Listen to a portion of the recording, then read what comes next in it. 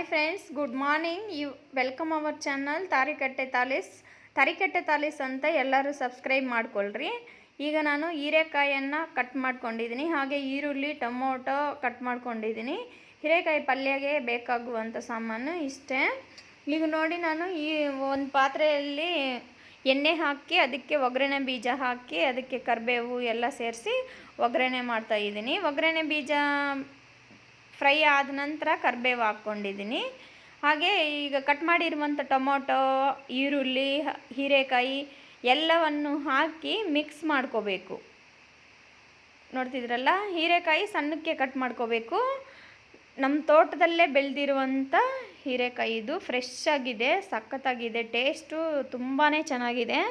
ಇದು ಬಾಣಂತಿಯರು ಸಹ ತಿನ್ಬೋದು. ಹೀರೆಕಾಯಿ ಪಲ್ಯ ನಾವು ಬಾಣಂತಿಯರಿಗೂ ಕೊಡ್ತೀವಿ.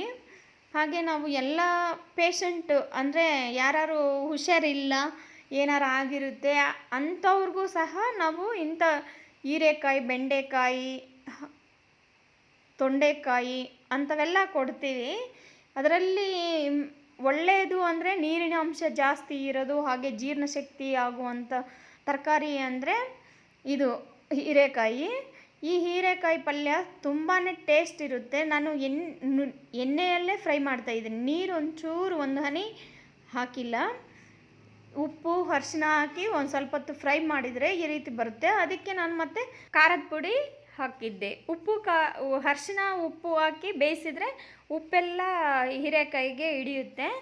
ಆಮೇಲೆ ಖಾರದ ಪುಡಿ ಆಗಲೇ ಹಾಕಿದ್ರೆ ಏನಂದರೆ ಸೀದೋಗುತ್ತೆ. ಹಂಗಾಗಿ ನಾನು ಲಾಸ್ಟಲ್ಲಿ ಹಾಕಿದ್ದೆ. ಒಂದು ಸ್ವಲ್ಪ ಫ್ರೈ ಇನ್ನೊಂದು 5 ನಿಮಿಷದಲ್ಲಿ ಕುದಿಯುತ್ತೆ ಅನ್ನೋಷ್ಟರಲ್ಲಿ ಹಾಕಿದ್ದೆ. ಈಗ ನೋಡಿ, ಎಲ್ಲ ಮಿಕ್ಸ್ ಮಾಡಿಕೊಂಡ್ರೆ ಹೀರೆಕಾಯಿ ಪಲ್ಯ ರೆಡಿ ಆಗುತ್ತೆ. ಇದಕ್ಕೆ ನಾನು ಮಸಾಲೆ ಸಿಂಪಲ್ ಅಂದರೆ ಸಿಂಪಲ್, ತುಂಬಾ ಸಿಂಪಲ್ ಆದಂಥ ಮಸಾಲೆ. ಇದಕ್ಕೆ ಕೊಬ್ಬರಿ, ಬೆಳ್ಳುಳ್ಳಿ, ಧನಿಯಾ ಅಷ್ಟೇ. ಇದೆಲ್ಲ ಮಿಕ್ಸಿ ಮಾಡಿ ಇಟ್ಕೊಂಡಿದ್ದೀನಿ ನಾನು. ನಾವು ಯಾವುದೇ ರೀತಿ ಪಲ್ಯ ಮಾಡಿದ್ರೂ ಇದೊಂದು 3 ಐಟಮೇ ನಾವು ಹಾಕೋದು, ಇನ್ನೇನು ಹಾಕೋದೇ ಇಲ್ಲ. ಇಷ್ಟೇ ಸಾಕು. ಬೆಳ್ಳುಳ್ಳಿ, ಕೊಬ್ಬರಿ, ಧನಿಯಾ ಪುಡಿ ಅಷ್ಟೇ ಹಾಕೋದು.